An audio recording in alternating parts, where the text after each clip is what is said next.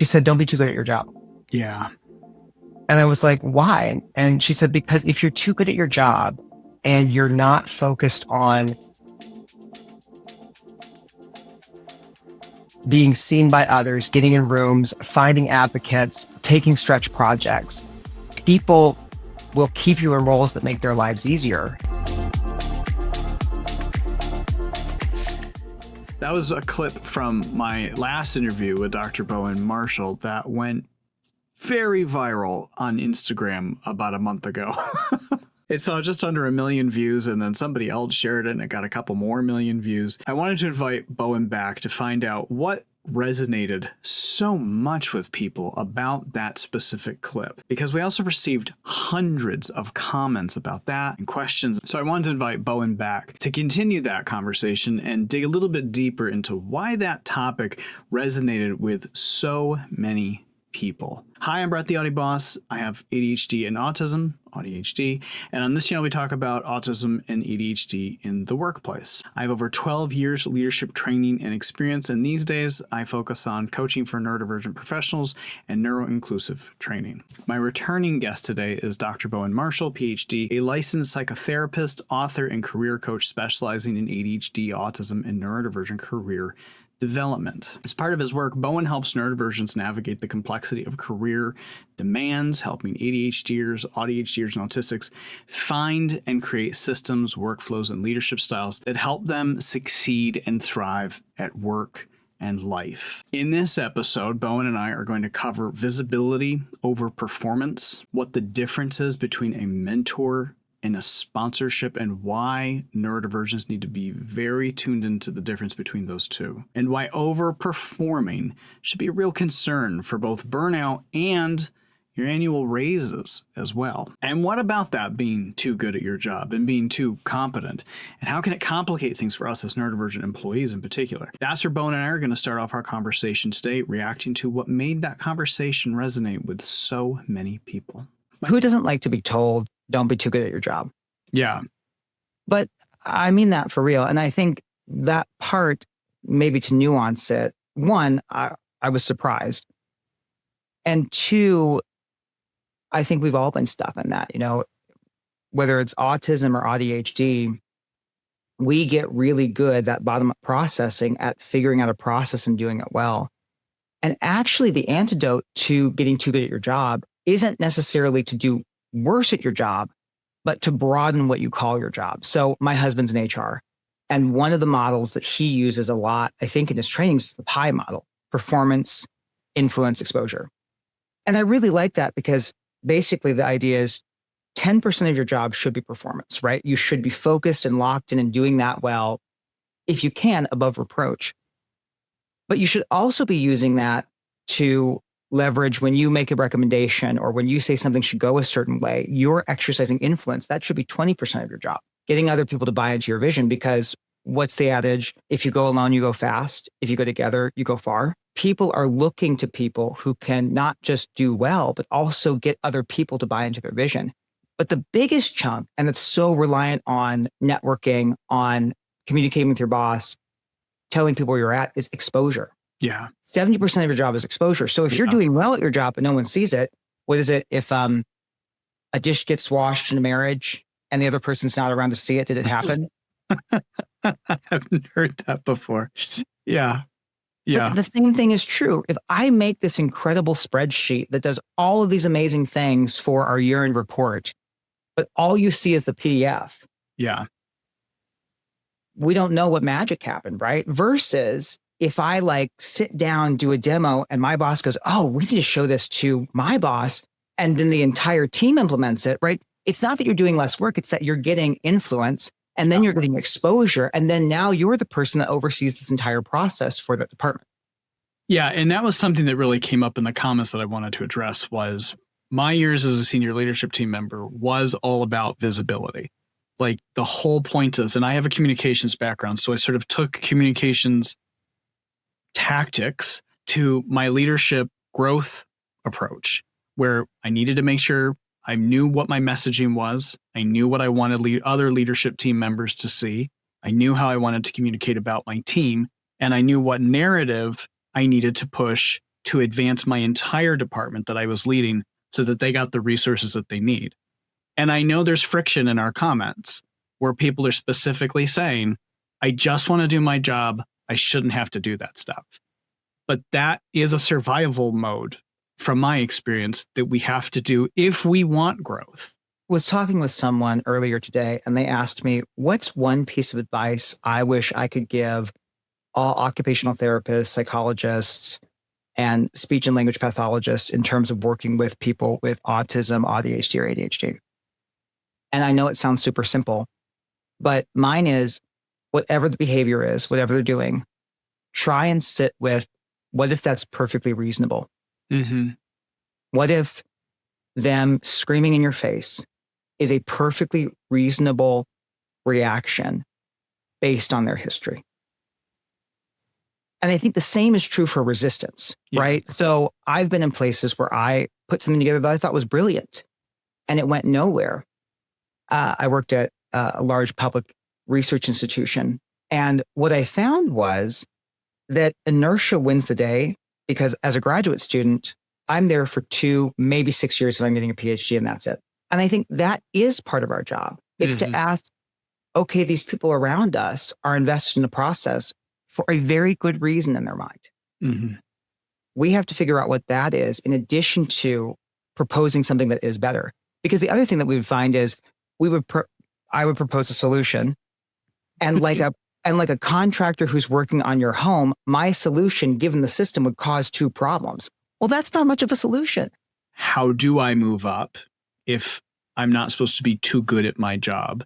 And if I'm in a probationary period and I'm trying to show that I am good and that I was a good hire, how do I balance these 2 things? And I think one of the things we're trying to make sure is, if you're in a probation period, you should be working hard. You shouldn't be working less. That's not what we're saying. But at the same time, how are you thinking when you hear those 2 questions? Like, where do you come into those? So I often think, what does the organization consider to be good? Yeah.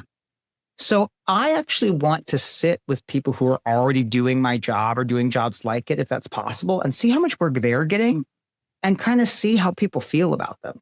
And I know this maybe seems antithetical, right, with autism, but I actually think, right, if your special interest is doing well or being liked or being efficient or people, doing a survey of how hard people actually work makes more sense. Because if you find out that everyone is just like killing it and, running a mile a minute, like say a Netflix, well, then it sounds like you're going to be rewarded. So why not? Yeah. And also they get 6 weeks of, they have unlimited, but in high performance organizations that have unlimited PTO, it's like you get 6 weeks of vacation essentially. Yeah. So you're going to get rewarded, right? Versus if you come into an organization, everyone's doing that, like what the survey was, that the average knowledge worker across 40,000 respondents in Fortune 500 companies works an hour and like 53 minutes a day. Yeah. So if you're coming in and based on your own history, blowing people out of the water, well, you're setting yourself up for failure, because actually there was a lot of room for you to do less work and still be seen as doing well. But now you've set an expectation so high, you got to live up to it. A lot of times what happens in a corporate structure is when you go for your annual review and you're getting your annual compensation package, the organization is only going to get so much money every year for the compensation. And so they do literally sit down and think, how much can we hand out? Some metrics are, I'm going to use this broadly though, meets expectations, exceeds expectations, is below expectations. If you're constantly overperforming, that overperformance becomes a higher level of expectation now.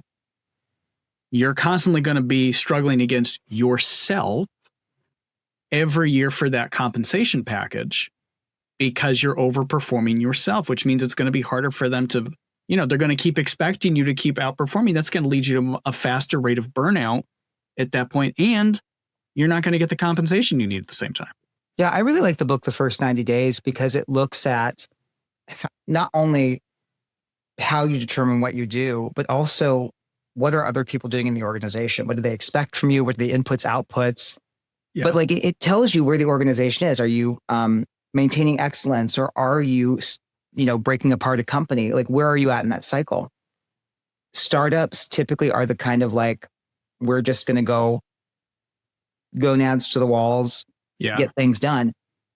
And so I think that assessing what type of organization it is even, right? Because people who are successful, if they're only doing 80%, 60%, 40%, and they're seen as successful, they want you to do that too, because then you all get lifted up, as opposed to if you come in there and start showing them up.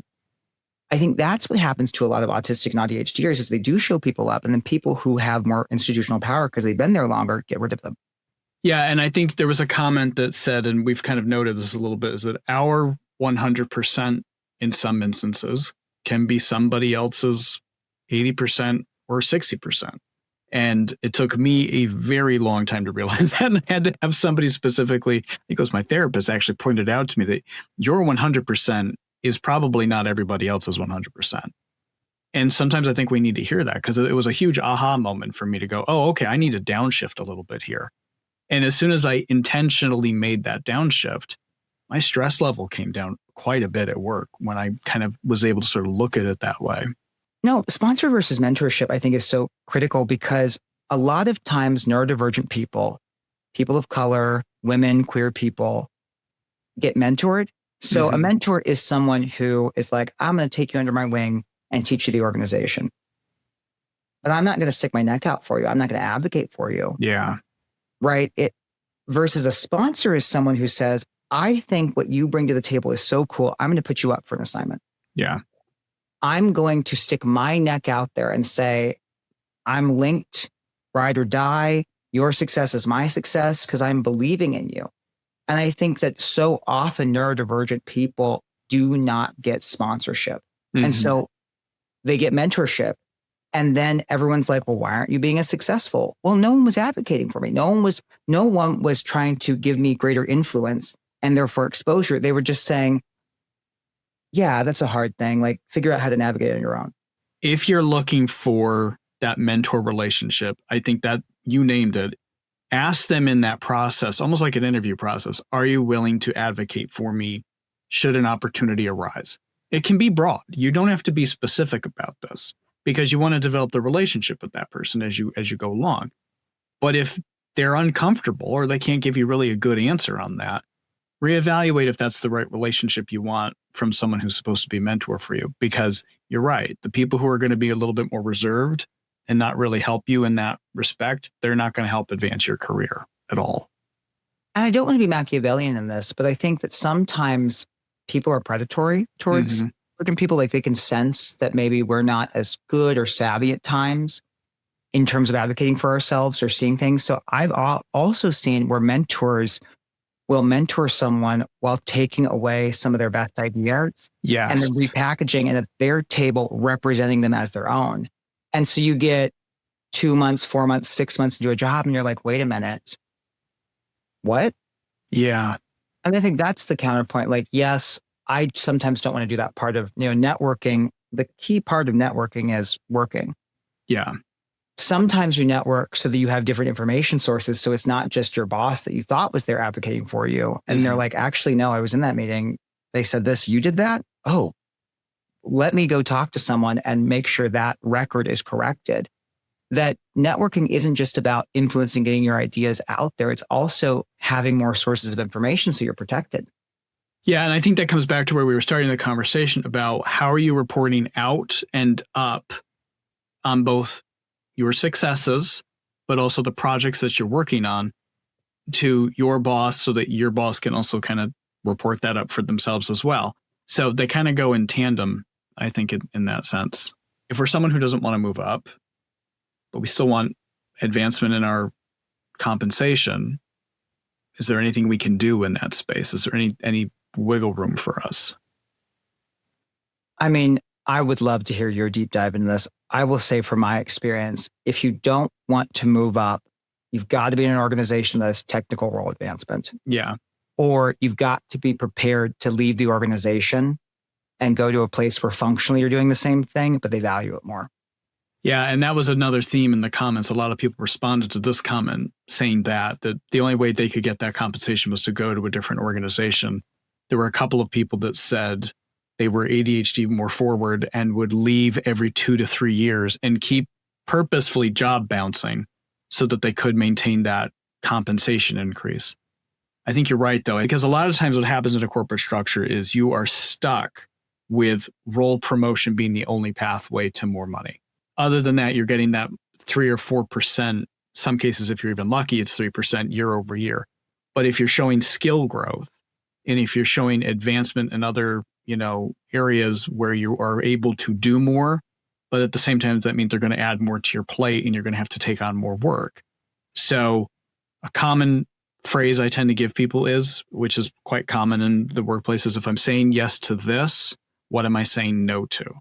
And it's okay to say that to your manager. It's okay to say that in a check-in. If they're adding more work to your plate and you're feeling overwhelmed and you're feeling like it's too much, it's okay to stop and say, okay, help me manage my priorities and help me understand what I'm saying no to so that I can take on that work. And if that's going to give you more career growth in terms of technical skills, or it's going to open up a pathway to more compensation, have that conversation with your manager. It's okay to do that. So, Brett, what do you say when they say, oh, no, nothing's coming off the table? Do this, or I'll give it to someone else who wants to advance more than you. At that stage, you have to make a tough decision. And you have to you can immediately, if you're in that moment and they say no to that, you can say, okay, I'm going to need a minute to reflect on this. Can I get back to you? Buy yourself time to go process, because unless you're fully prepared to make a strong choice in that moment, I find it's best to go process with that.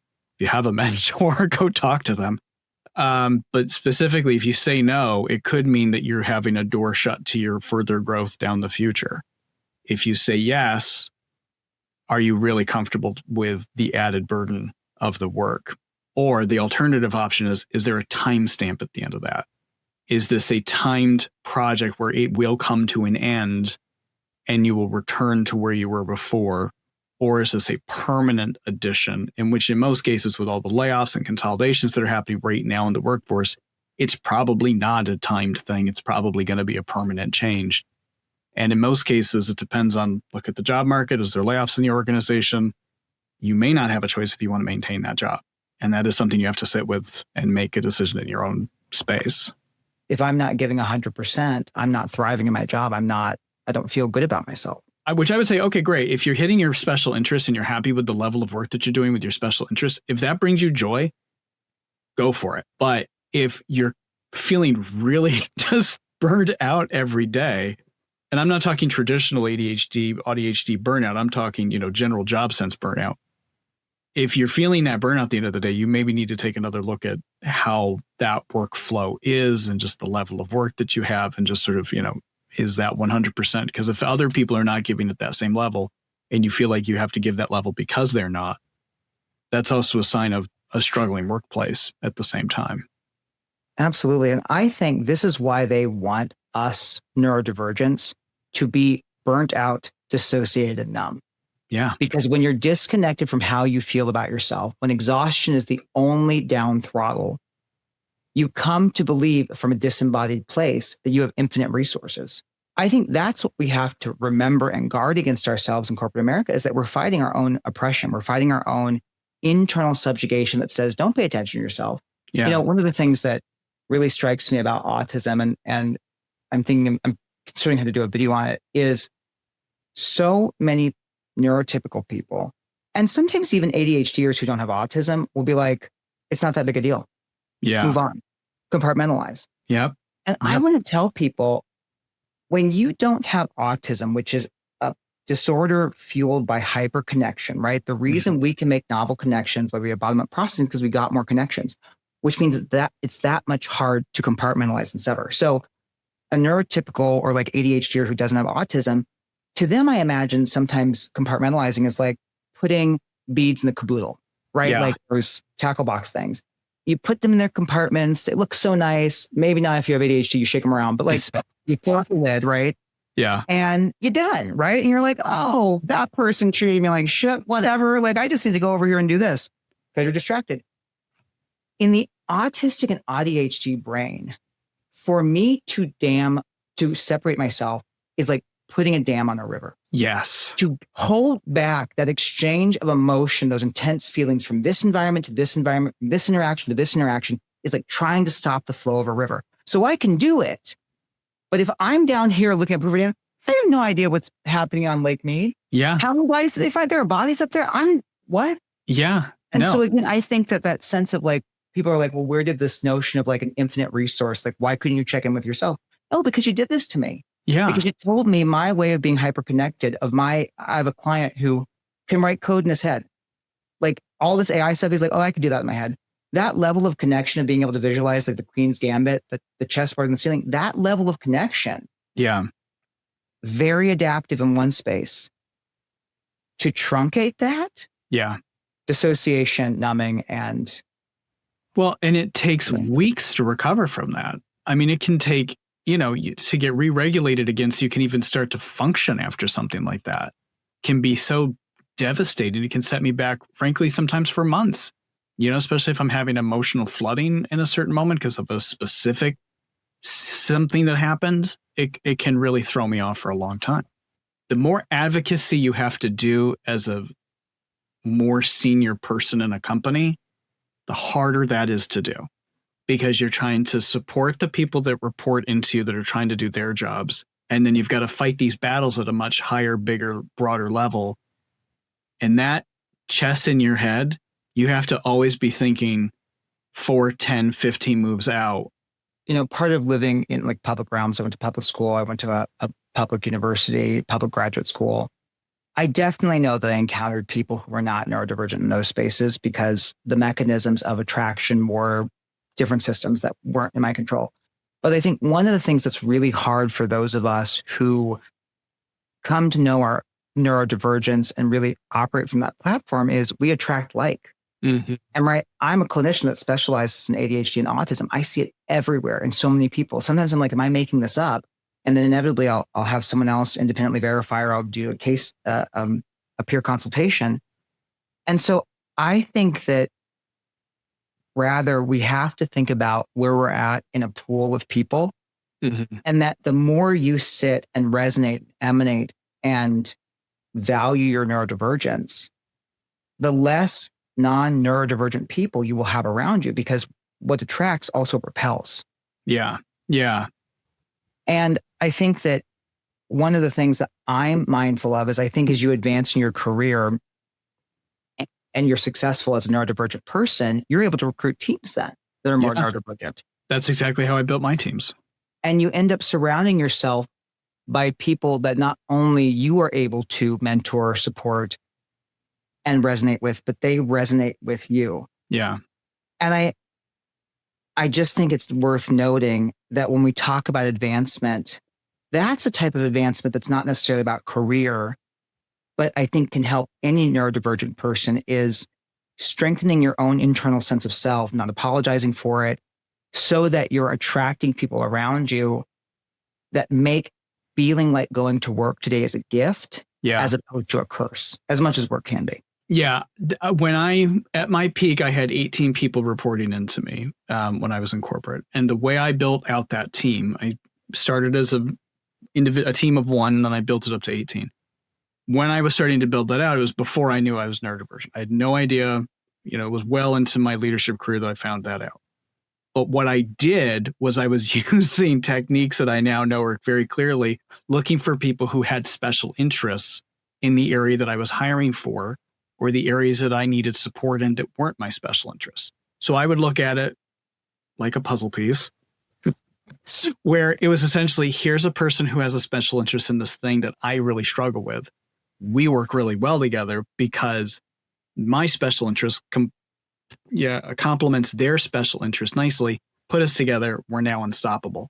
And then we would build the next puzzle piece out, and then the next, and the next, and the next. And that's how we ended up building a really collegial team of 18, where frankly, I think everybody did enjoy their job and they did have fun working together because whether they knew it or not, there was a lot of neurodivergence in the team. I eventually saw it, but it just made for a stronger working environment. Question here that I did want us to get, it was a comment, but I kind of want to get your specific reaction to this. The disability catch-22. So the commenter wrote, when you're too good at your job, your disability is less believed. Your social interpersonal limitations are not taken as seriously and can actually be weaponized against you to keep you in place.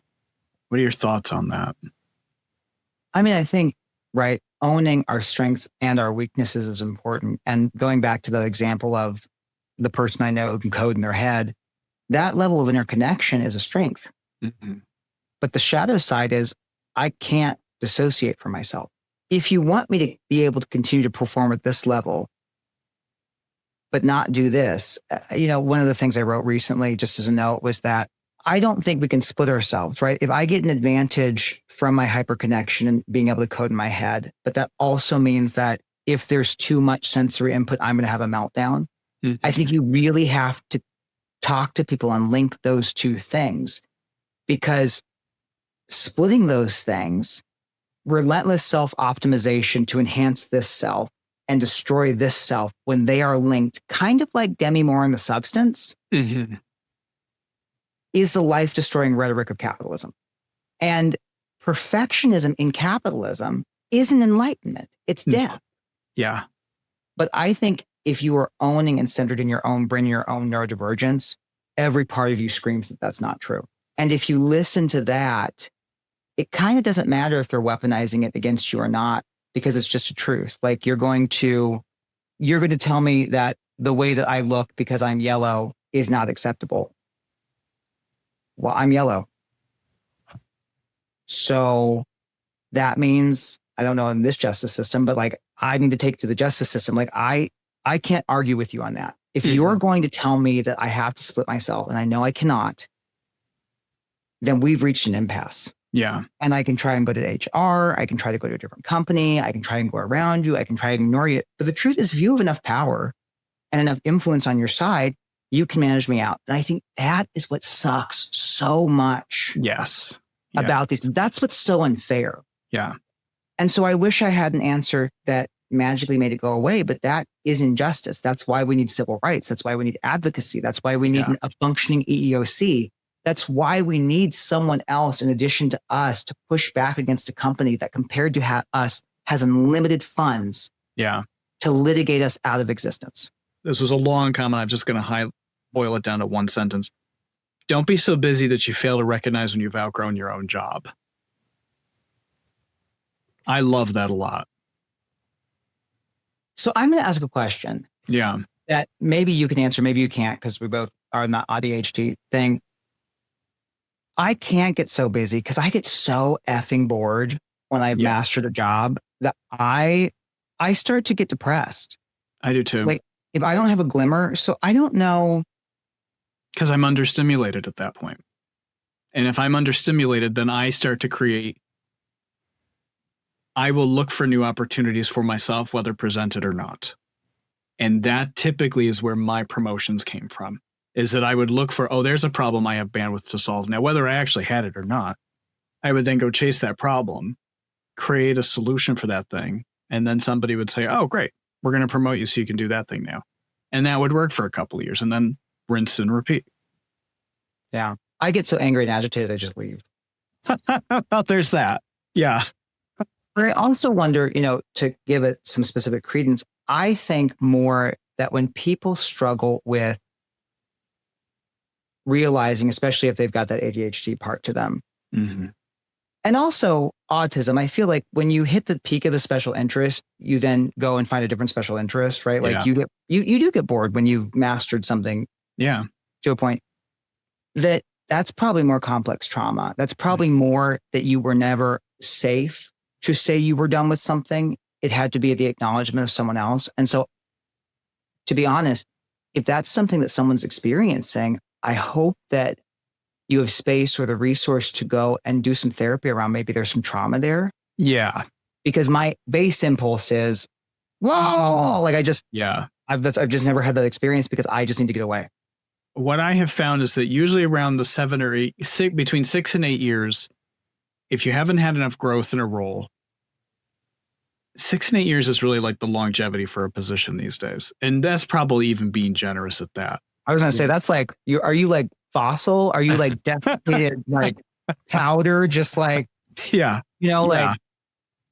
My thanks to Bowen for coming back and talking about this and helping me respond to all the comments that everybody have had, that all of you have had. It's been absolutely amazing to sort of dig deeper into this topic. And we love talking about these things. So if you have questions and comments that you'd like to know more about, be sure to follow Bowen on his Instagram channel or his YouTube channels, or me on mine.